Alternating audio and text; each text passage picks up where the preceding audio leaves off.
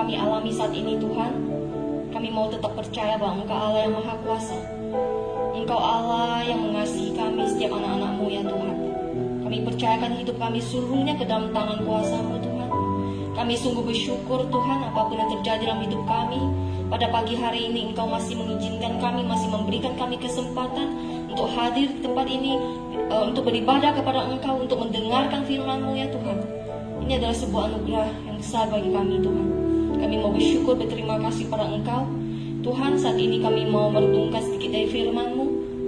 Kau berkati hamba-Mu yang menyampaikan Tuhan, sehingga apa yang disampaikan seturut dengan kehendak-Mu Tuhan. Kau juga berkati umat-Mu yang mendengarkan. Kiranya Engkau berikan mereka pengertian, Roh Kudus Kau pimpin, sehingga apa yang disampaikan Tuhan dapat mereka mengerti, dapat aplikasikan dalam kehidupan mereka Tuhan. Kami serahkan waktu kami selanjutnya ke dalam tangan-Mu. Hanya di dalam nama Tuhan Yesus Kristus kami mengucap syukur dan berdoa. Amin. Shalom saudara-saudara kasih dalam Tuhan yang berada di rumah.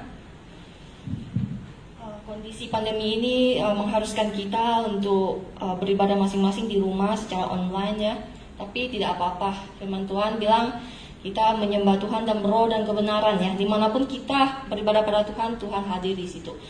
Nah saudara-saudara kasih dalam Tuhan, pagi ini tema khotbah kita adalah makna di balik jangan menghakimi.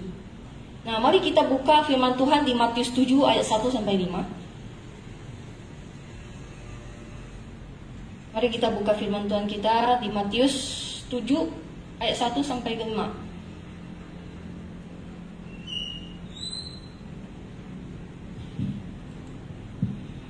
Saudara-saudara yang ada di rumah, mari kita baca bersama-sama. Matius 7 ayat 1 sampai 5. Jangan kamu menghakimi supaya kamu tidak dihakimi. Karena dengan penghakiman yang kamu pakai untuk menghakimi, kamu akan dihakimi. Dan ukuran yang kamu pakai untuk mengukur akan diukurkan kepadamu. Mengapakah engkau melihat serumbar di mata saudaramu, sedangkan balok di dalam matamu tidak engkau ketahui? Bagaimanakah engkau dapat berkata kepada saudaramu, biarlah aku mengeluarkan serumbar itu dari matamu, padahal ada balok di dalam matamu? Hai orang munafik, keluarkanlah dahulu balok dari matamu, maka engkau akan melihat dengan jelas untuk mengeluarkan serumbar itu dari mata saudaramu. Amin, saudara-saudara kasih Tuhan. Nah, saudara-saudara kasih Tuhan, apa yang kita pikirkan ketika kita mendengar kata menghakimi? Ya, banyak sekali orang salah mengartikan kata menghakimi ini ya. Nah, saudara-saudara kasih Tuhan, perintah Tuhan Yesus untuk tidak menghakimi ini sering sekali disalahartikan oleh sebagian orang Kristen. Ya, pada umumnya orang Kristen menganggap ayat ini sebagai perintah supaya kita itu tidak mengkritik orang lain, tidak menegur orang lain ya. Selain itu juga perintah jangan menghakimi ini juga sering menjadi kalimat pembelaan diri terhadap kritikan orang lain. Jadi biasanya kita sering dengar kan, ketika kita ditegur atau apa gitu, jangan menghakimi ya, menghakimi ya. Nah, namun demikian pesan yang ingin disampaikan oleh Yesus tidak sekedar mengenai apakah boleh menghakimi atau tidak. Tetapi di balik pernyataan Yesus ini, Ia ingin setiap anak Tuhan mengejar dan mencapai karakter-karakter surgawi, saudara-saudara kasih Tuhan. Nah, melalui karakter-karakter tersebut, setiap murid Kristus itu memiliki dasar untuk menegur dan membangun saudara seiman kita. Nah, sebelum kita menemukan setiap karakter di balik pesan Matius 7 ayat 1 sampai 5 ini, kita perlu meninjau latar belakang mengapa Yesus memberikan perintah jangan menghakimi di dalam khotbahnya di atas bukit ini. Nah, saudara-saudara kasih Tuhan, kalau kita lihat di dalam Matius 5 ayat 20, Yesus memberikan penegasan dalam khotbahnya itu mengenai hidup kerohanian pengikut Kristus itu harus lebih benar daripada hidup kerohanian para ahli Taurat dan orang Farisi. Ya, jadi di dalam Matius 5 ayat 20 Yesus memberikan penegasan mengenai hidup kerohanian orang-orang pengikut Kristus itu harus lebih benar daripada hidup kerohanian orang-orang para ahli Taurat dan orang Farisi.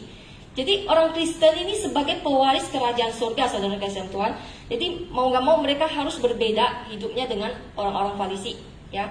Standar kebenaran para ahli Taurat dan orang Farisi. Nah, saudara kasih Tuhan, jika orang Farisi ini dan ahli Taurat ini memiliki dosa kemunafikan sebagai standar kebenaran mereka dalam menghakimi orang lain, maka kita sebagai pengikut Kristus harus memiliki karakter Kristus sebagai dasar kebenaran dalam menegur saudara seiman kita. Benar nggak saudara-saudara kasih Tuhan? Saya ulangin ya, jika orang Farisi dan ahli Taurat memiliki dosa kemunafikan sebagai standar kebenaran mereka dalam menghakimi orang lain, kita sebagai pengikut Kristus harus memiliki karakter Kristus sebagai dasar kebenaran dalam menegur orang lain. Nah, jadi apakah kita boleh menghakimi orang lain, saudara-saudara yang Tuhan? Sejauh apakah kita boleh menghakimi orang lain? Pesan apakah dibalik jangan menghakimi menurut Tuhan Yesus? Nah, ada 3 poin besar yang bisa kita pelajari dari firman Tuhan di Matius 7 ayat 1 sampai 5 ini. Poin yang pertama adalah mengajarkan kepada kita bahwa orang Kristen itu tidak boleh berperilaku seperti hakim yang kejam. Ya. Nah, saudara-saudara kasih Tuhan, kalau kita melihat ke dalam bahasa aslinya, kata menghakimi di sini, ya, dalam ayat ini adalah klinete dari kata krino, ya, yang berarti artinya apa, saudara? Artinya menilai, menganggap, menyatakan, menetapkan atau memutuskan seseorang sebagai pihak yang salah, ya. Jadi arti menghakimi ini sebenarnya adalah menilai, menganggap, ya, menyatakan, menetapkan, bahkan memutuskan seseorang itu sebagai pihak yang bersalah. Jadi apa yang dimaksud dengan jangan menghakimi di sini berarti kita tidak boleh menyatakan bahwa seseorang itu berada di jalur yang salah dong. Benar kan? Jangan menghakimi. Sedangkan arti menghakimi ini jangan menyatakan, memutuskan bahwa seseorang itu salah. Sedangkan kata menghakimi ini memiliki arti kita menetapkan atau memutuskan seseorang itu bersalah. Jadi jangan menghakimi ini berarti kita jangan memutuskan atau menetapkan seseorang itu bersalah.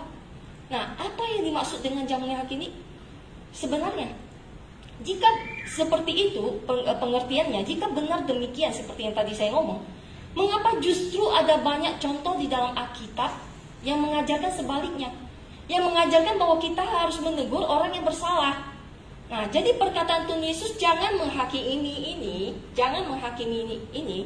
ini tidak mungkin ditafsirkan sebagai perintah untuk menonaktifkan kemampuan kita untuk menilai orang lain.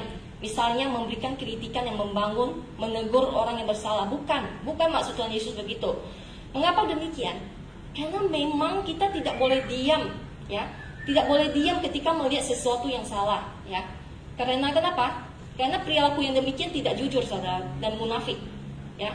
Selain itu, memilih untuk diam terhadap kesalahan orang lain itu juga bertentangan dengan sikap Tuhan Yesus yang berintegritas dan membenci kemunafikan, ya. Lalu saudara-saudara kasih Tuhan, apakah yang dimaksud oleh Yesus dengan jangan menghakimi? Ya, karena kita sering salah mengartikan kata jangan menghakimi ini. Kadang kita mau menegur orang, diserang balik sama orang itu. Jangan menghakimi ya, jangan menghakimi. Ya, kita juga kadang nggak enak dituduh menghakimi ya. Yang dimaksud oleh Yesus adalah Yesus itu tidak suka dengan orang yang suka menghakimi dalam arti senang mencari-cari kesalahan orang lain, saudara. Ya, senang mencari kesalahan orang lain. Jadi mencari kesalahan orang lain itu adalah kesenangan dia gitu, kesenangan dia. Jadi pengikut Kristus ketika memberikan kritik atau saran kepada orang lain itu bukan mencari secara sengaja kesalahan mereka itu, bukan sengaja mencari-cari kesalahan mereka, atau karena kita membenci orang itu, jadi kita mencari-cari, menggali-gali, mengkorek-korek kesalahan mereka itu. Bukan itu. Nah, kita akan berdosa jika kita itu sengaja mencari-cari kesalahan orang lain, saudara. Kita berdosa jika kita menilai orang lain itu secara tidak kritis juga. Tidak fair dalam kita menilai orang lain itu, kita berdosa, saudara. Ya, dan ketika kita menghakimi orang secara kejam, kita tidak mengerti keadaannya. Kadang apa yang terlihat di luar ya, di cover ya, tidak seperti apa yang terjadi dalam sebenarnya. Jadi kita tidak terlalu cepat itu menjudge orang sebenarnya, ya. Jadi kita tidak boleh menghakimi orang itu dengan tidak fair, ya. Belum tahu sebenarnya udah ya, nggak boleh. Itu berdosa, saudara-saudara Tuhan. Karena penilaian seperti demikian akan bersifat negatif dan destruktif terhadap orang lain. Nah, saudara-saudara dalam Tuhan, ada orang yang suka mencari-cari kegagalan orang lain itu karena kalau mereka mencari-cari kegagalan orang lain itu adalah suatu kenikmatan bagi mereka. Ada orang kayak gitu. Jadi kalau dia mendapatkan orang itu banyak kegagalan gitu, banyak kesalahan gitu ya, itu adalah suatu kenikmatan, dia menikmati gitu ya. Ada orang kayak gitu. Nah, saudara kasih Tuhan, orang yang menghakimi orang lain secara kejam, ia akan selalu menafsirkan sejelek mungkin motivasi dari orang lain ya.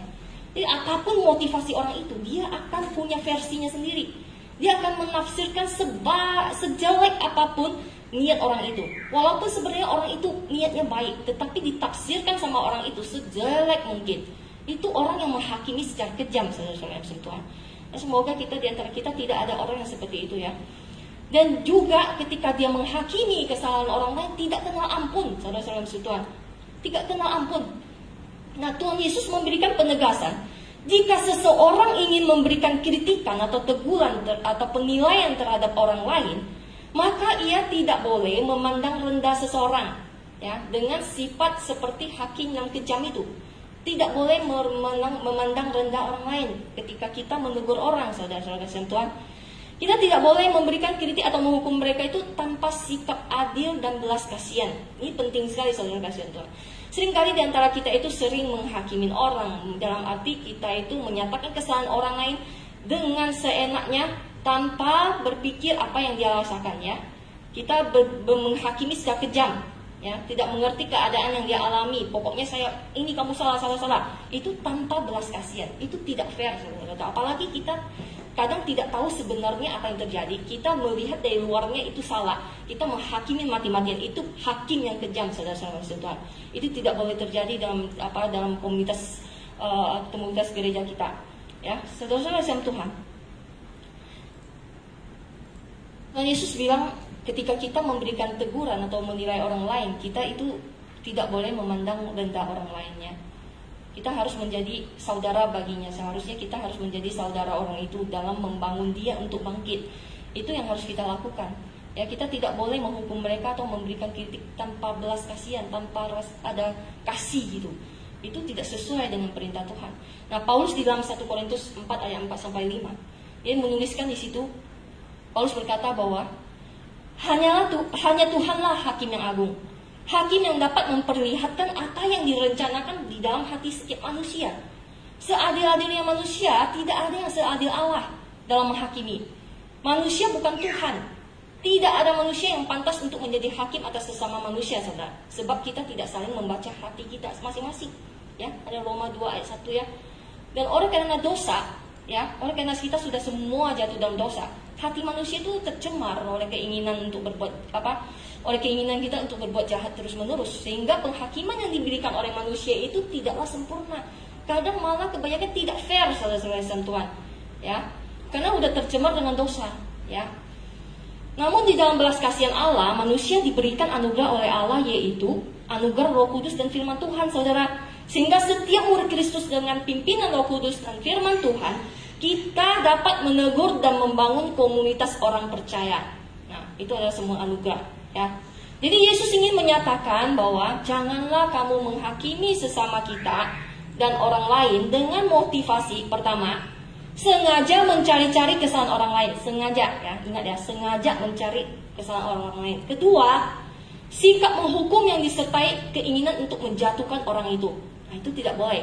Ya, jadi motivasi kita itu diperhatikan ketika kita menegur orang lain ya. Yang ketiga, ketika kita menegur orang lain, jangan memandang rendah seseorang dengan sifat seperti hakim yang kejam. Seperti yang tadi saya jelasin ya.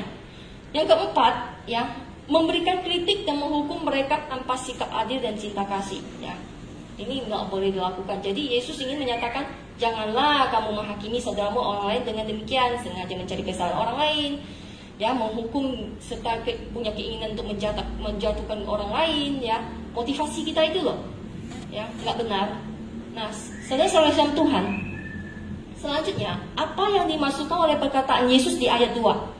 Di ayat 2 di situ dikatakan, karena dengan penghakiman yang kamu pakai untuk menghakimi, kamu akan dihakimi dan ukuran yang kamu pakai untuk mengukur akan diukurkan kepadamu, ya. Di ayat 2 tadi ya. Nah, saudara-saudara kasih Tuhan, ada seorang teolog Amerika dan profesor perjanjian baru, ya, memberikan penafsiran menarik pada bagian ini. Ia menuliskan dalam bukunya, ya, ia berkata begini.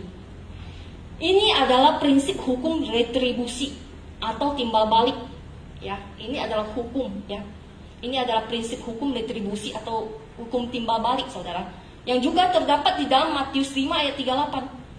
Bahwa ketiadaan belas kasihan dan cinta kasih di dalam cara kita memperlakukan orang lain akan menghasilkan penghakiman tanpa belas kasihan dari Allah di hari penghakiman terakhir. Ini maksudnya retribusi timbal balik. Jadi ketika kita memperlakukan orang lain tanpa belas kasihan dan kasih, ya kita juga akan mendapatkan hal yang sama, ya. Kalau kita lihat di Yakobus 2 ayat 13, ya, di situ dituliskan, sebab penghakiman yang tidak berbelas kasihan akan berlaku atas orang yang tidak berbelas kasihan. Ya, renungkan ayat ini saudara kasihan Tuhan. Sebab penghakiman yang tak berbelas kasihan akan berlaku atas orang yang tidak berbelas kasihan. Tetapi belas kasihan akan menang atas penghakiman. Luar biasa saudara kasihan Tuhan. Dan juga apakah kita masih ingat hukum retribusi yang diajarkan oleh Tuhan Yesus di dalam Matius 6 ayat 14-15? Kupikir semua udah tahu, ya. Di situ dikatakan bahwa karena jikalau kamu mengampuni kesalahan orang lain, Bapamu yang di surga akan mengampuni kamu juga. Tetapi jikalau kamu tidak mengampuni orang, Bapamu juga tidak akan mengampuni kesalahanmu. Nah, saudara-saudara, inilah retribusi timbal balik, ya. Nah, melalui ayat ini Tuhan Yesus ingin agar kita agar kita memiliki karakter merciful, yaitu penuh belas kasihan, saudara. Ini yang Tuhan Yesus ingin kita capai. Karakter yang Tuhan Yesus ingin kita capai adalah mempunyai karakter merciful yang penuh belas kasihan. Kita harus menjadi orang yang penuh belas kasihan, ya. Dan mengampuni, karena kita sebagai anak-anaknya yang diciptakan menurut gambar dan rupa Allah yang adalah Allah yang penuh belas kasihan dan mengampuni. Kalau kita tidak punya belas kasihan, punya hati yang mengampuni, anak siapakah kita? Ya, bukan anak Tuhan, ya. Nah, saudara-saudara Tuhan, saya ingin sampaikan adalah bahwa janganlah kita menghakimi saudara kita, yang orang lain itu dengan motivasi tadi seperti saya jelasin, mencari kesalahannya, ya, untuk memiliki untuk punya niat menjatuhkan orang, ya, seperti yang dilakukan orang Farisi dan ahli Taurat. Itu yang mereka lakukan. Kalau kita baca konteksnya ini sebenarnya tentang orang Farisi dan ahli Taurat, ya, yang suka menghakimi, suka mengkritik orang lain padahal dirinya sendiri, ya ampun, ya. Dan cara mereka mengkritik orang juga, dan motivasi mereka mengkritik orang juga itu karena ingin sengaja mencaci kesalahan orang lain hanya untuk meninggikan dirinya sendiri. Ini sebenarnya adalah karakter orang-orang Farisi dan ahli Taurat, saudara. Nah, orang yang melakukan hal yang demikian, ya, seperti ahli Taurat dan orang Farisi ini sangat menjengkelkan, ya, sangat menjengkelkan. Kita pasti pernah bertemu dengan orang yang demikian, bukan? Saya sering ketemu orang yang demikian, saudara. Pasti kita semua itu sering ketemu sama orang yang demikian. Sedikit kesalahan saja yang kita perlu buat akan dihakimi habis-habisan, ya. Menghakimi secara tidak fair lagi, saudara-saudara Tuhan. Padahal bukan begitu gitu, tapi dikatakan begitu. Jadi menghakimi tidak sesuai fakta, tidak sesuai kenyataan, itu yang sangat menyakitkan, ya, saudara-saudara Tuhan, ya.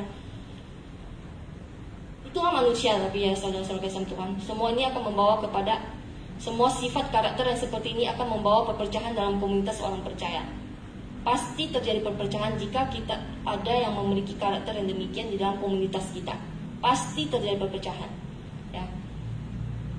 Nah, saudara-saudara Tuhan, itu tadi yang poin yang pertama, ya. Poin yang kedua adalah yang kita bisa pelajari dari firman Tuhan pada pagi hari ini adalah bahwa orang Kristen itu tidak boleh munafik. Orang Kristen tidak boleh munafik. Yesus sekarang dia mengemukakan perumpamaan kecil yang terkenal dengan benda-benda asing di dalam mata. Ya, kalau kita baca, ya, dengan sebuah perumpamaan tentang benda-benda asing di dalam mata.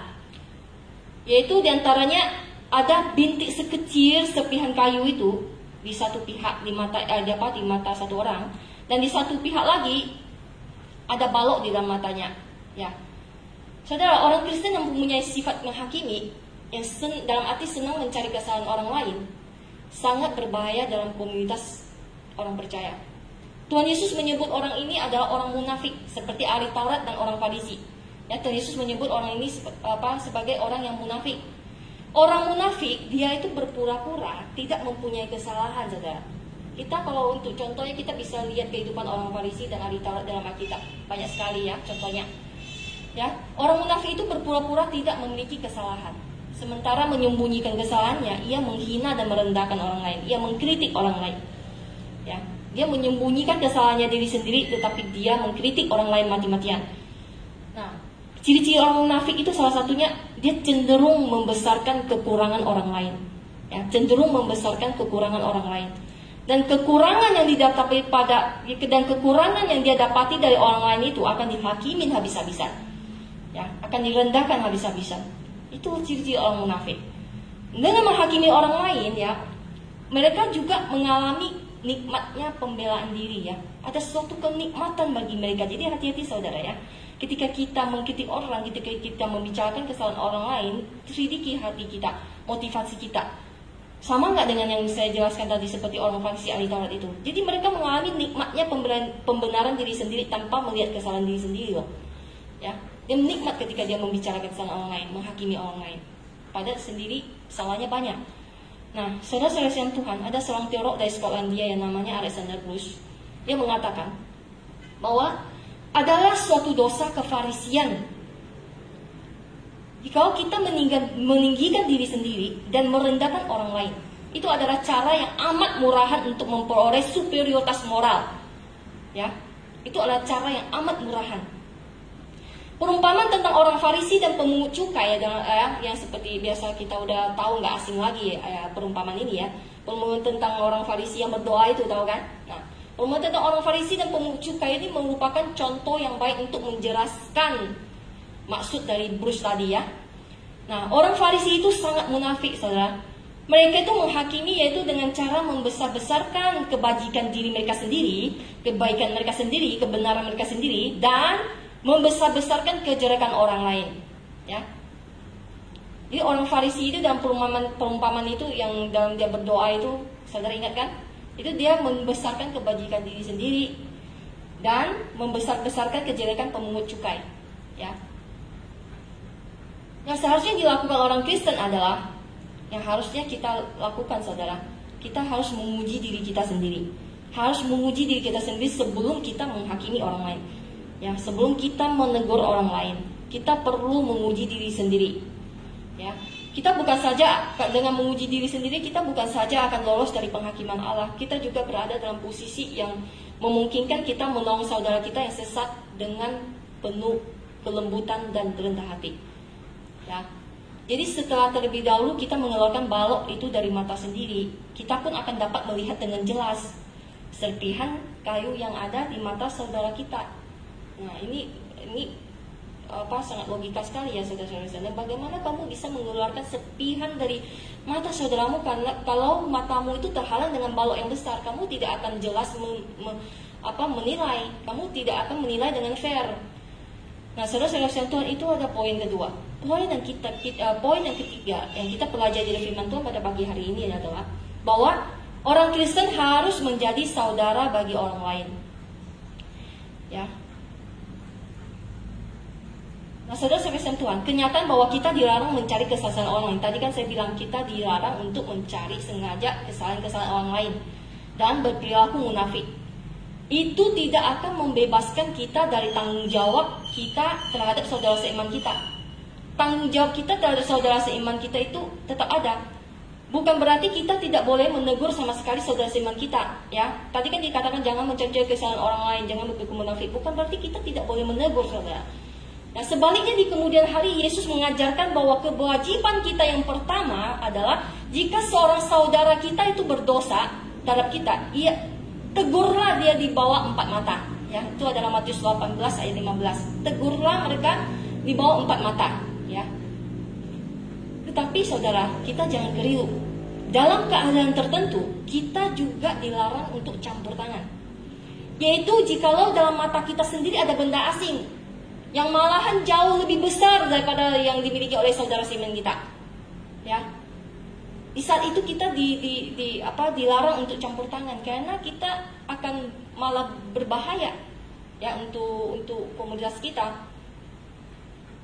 Namun dalam keadaan lain, Yesus juga mengajarkan kita supaya memperbaiki serta mengoreksi saudara seiman kita, seperti yang tadi saya jelasin di Matius 18 ayat 15. Nah, saudara kasih Tuhan, yang harus kita lakukan begitu kita berhasil mengatasi kesukaan mata kita, yaitu balok mata kita, maka saya berkatakan penglihatan kita akan jernih dalam menilai orang lain, dalam mengoreksi orang lain ya, akan jernih.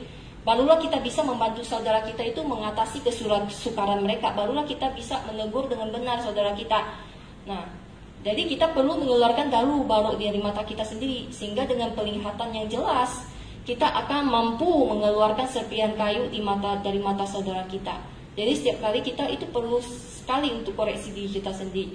Udah benar nggak kita? Udah kesalahan apa sih yang kita lakukannya? Kalau banyak itu yang kita harus bertobat ya saudara-saudara. Jangan hanya tahu menghakimi, melihat, jangan dalam mata kita itu hanya melihat kesalahan orang lain, padahal kesalahan kita itu tidak pernah kita sadari, tidak pernah mau bertobat. Nah, itu yang tidak diinginkan oleh Yesus loh. Nah, saudara kasih dalam Tuhan, oleh sebab itu menghakimi atau menegur orang lain tidak disalahkan oleh Yesus.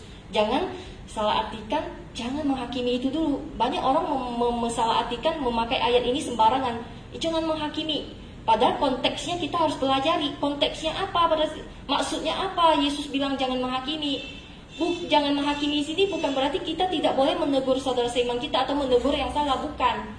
Ya, tadi saya di atas sudah jelaskan mengapa menghakimi seperti apa yang boleh, ya, yang tidak boleh seperti apa. Nah, saudara sekalian dalam Tuhan. Jadi Tuhan Yesus tidak melarang orang untuk mengkritik orang lain ya, atau menghakimi orang lain. Yang disalahkan Yesus, yang tidak disetujui oleh Yesus saudara, yang dilarang oleh Yesus saudara, mengkritik orang lain dengan kejam, tapi tidak mengkritik diri sendiri. Ya, mengkritik orang lain dalam arti suka mencari kesalahannya, tetapi tidak mencari kesalahan kita, tidak koreksi kesalahan kita. Itu yang Tuhan Yesus nggak mau kita lakukan. Di situ dikatakan orang munafik. Itu yang dilakukan oleh ahli Taurat dan orang Farisi. Ya.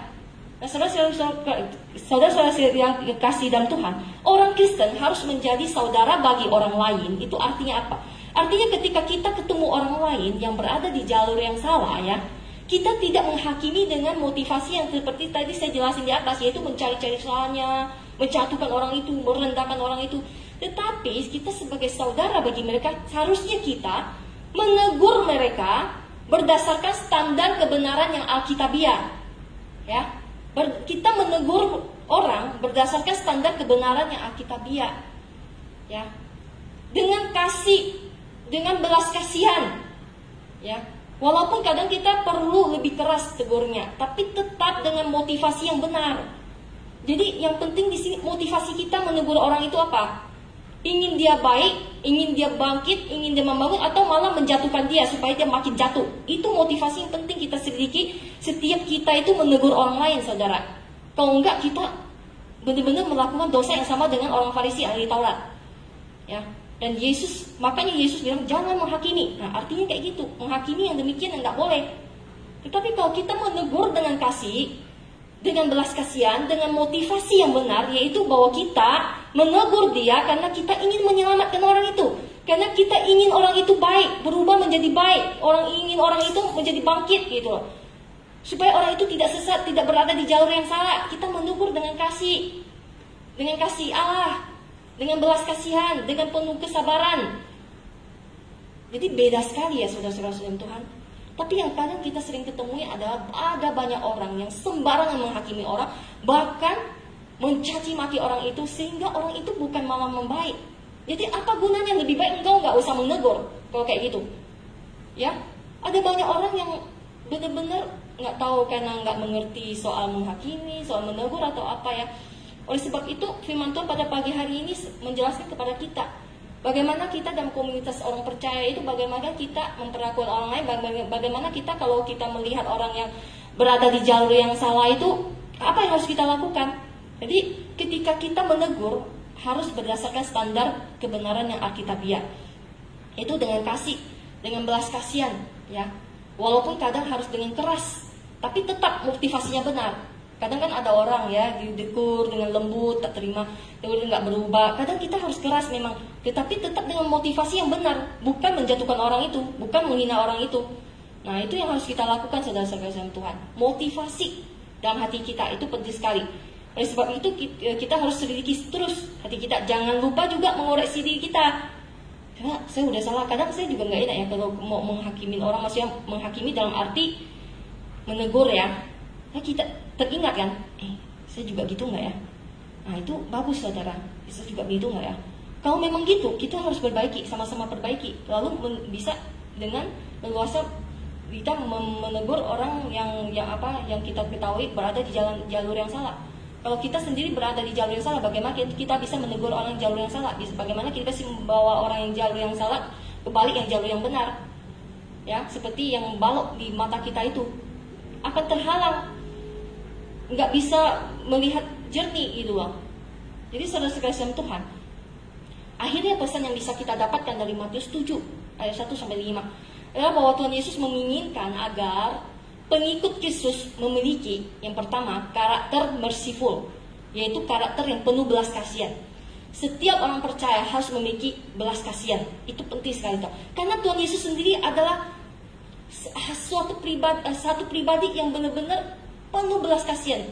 Kita bisa melihat ketika Tuhan Yesus di dunia ini, bagaimana dia melayani, bagaimana dia menghadapi orang yang sakit datang kepadanya, orang berdosa datang kepadanya. Kita bisa melihat semua itu, saudara. Tuhan Yesus adalah pribadi yang penuh belas kasihan. Jadi setiap pengikut Kristus kita harus memiliki karakter yang penuh belas kasihan, ya, penuh belas kasihan. Jadi yang kedua, karakter yang perlu kita miliki sebagai pengikut Kristus adalah karakter forgiving, mengampuni. Ingat firman Tuhan, hukum retribusi, prinsip hukum retribusi. Ketika kamu tidak mengampuni orang lain, kamu juga tidak akan diampuni. Nah, ini penting sekali. Jadi kita harus belajar bisa mengampuni orang walaupun memang tidak gampang. Tetapi ini harus. Karena jika kita tidak mengampuni orang lain, punya kepahitan orang lain, ya kita tidak merdeka, saudara. Kita juga tidak diampuni. Nah, yang ketiga, karakter yang harus dimiliki setiap orang pengikut Kristus adalah karakter critical but not judgmental. Itu artinya bahwa kritis tanpa sengaja mencari kesalahan orang lain. Kita boleh kritis, ya, tetapi nggak boleh sengaja mencari-cari kesalahan orang lain. Nah, itu bedanya. Nah, terus karakter yang terakhir yang perlu dimiliki oleh setiap pengikut Kristus adalah karakter discernment. Apa itu? Karakter ini artinya adalah memiliki ketajaman sebagai kemampuan untuk membedakan mana yang benar, mana yang salah. Ya. Memiliki ketajaman. Jadi kita harus memiliki ketajaman sebagai kemampuan untuk membedakan mana yang benar, mana yang salah. Ya, kalau kita sendiri tidak bisa membedakan mana yang benar, mana yang salah, bagaimana kita mau menegur orang lain, membangun orang lain? Tidak bisa. Tentunya ini hanya bisa diperoleh, saudara-saudara Tuhan, ketika kita rajin membaca dan merenungkan firman Tuhan dan hidup yang dipimpin oleh Roh Kudus. Baru kita akan bisa membedakan mana yang benar, mana yang salah. Saudara-saudara Tuhan, keempat karakter perlu dikejar dan dicapai oleh setiap anak Tuhan tanpa terkecuali. Ya, keempat karakter ini perlu dikejar, yaitu karakter penuh belas kasihan, mengampuni, ya, kritis tapi tanpa sengaja mencari kesalahan orang lain, ya, memiliki ketajaman sebagai kemampuan untuk membedakan mana yang benar, mana yang salah. Nah, ini semua karakter ini perlu dicapai oleh setiap pengikut Kristus tanpa terkecuali, ya, agar kita dapat dipakai oleh Tuhan untuk membangun gereja Tuhan, saudara, dalam hal memberi nasihat dan menegur saudara seiman kita. Ya, kalau kita tidak memiliki karakter ini, yang terjadi adalah, coba apa, saudara?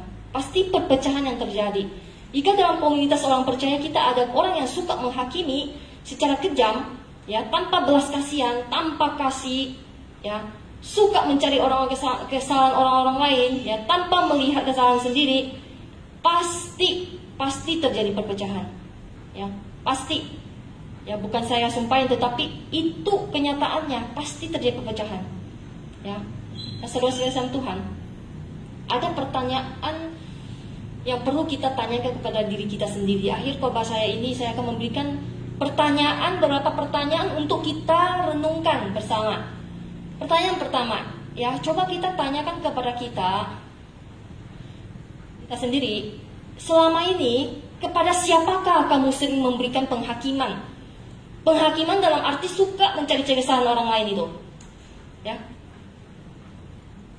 Pertanyaan yang pertama yang perlu kita renungin bersama adalah, kepada siapakah kita sering memberikan penghakiman? Dalam arti suka mencari kesalahan orang lain, menghakimi tanpa belas kasihan. Kepada siapa? Ya, apakah itu orang tua kita, anak kita, teman gereja, saudari rumah, guru, atau siapapun itu? Coba kita koreksi. Terus pertanyaan kedua yang perlu kita renungkan, pelajaran apa yang kita bisa pelajari dari firman Tuhan pada pagi hari ini? Dengan tema jangan menghakimi ini. Apa yang bisa kita pelajari? Apa yang kita dapatkan? Coba renungkan. Kita seringkali harus mendengarkan khotbah itu udah lewat, lupa lagi. Kita benar-benar harus merenungkan apa sih pesan Tuhan pada hari ini, pada pagi hari ini, lewat khotbah pada pagi hari ini. Apa sih yang Tuhan ingin sampaikan kepada saya? Nah, itu pertanyaan yang perlu kita renungkan bersama. Terus pertanyaan yang perlu kita renungkan bersama yang ketiga adalah, dari keempat karakter yang tadi saya jelasin, yaitu merciful, forgiving, keep kabar, not judgmental, discernment, itu keempat karakter itu. Dari keempat karakter yang tadi saya jelaskan itu, berapa karakter yang kira-kira yang bisa Anda kejar dan bisa Anda capai? Nah, coba jangan kita habis mendengarkan ini jadi kita tetap sama seperti yang kemarin-kemarin. Tetap sama dalam cara kita menegur orang juga masih tetap sama. Enggak boleh, saudara-saudara. Ketika Tuhan memberikan firman-Nya, ya kita harus mendengar. Ketika pagi ini firman Tuhan disampaikan, kita berarti harus mendengar, menerima, ya, dan melakukannya dalam kehidupan sehari-hari. Jadi yang diajarkan firman Tuhan pada pagi hari ini, bahwa kita itu bukan dilarang untuk menegur sesama kita, saudara, tetapi kita dilarang ketika kita itu menegur seseorang, mengkritik orang dengan motivasi yang tidak benar, dengan motivasi yang dengan sengaja mencari kesalahan mereka, menjatuhkan mereka, menghina mereka, merendahkan mereka. Jadi kita hanya boleh menegur orang lain dengan penuh belas kasihan, dengan motivasi yang benar, bahwa kita ingin orang itu baik, orang itu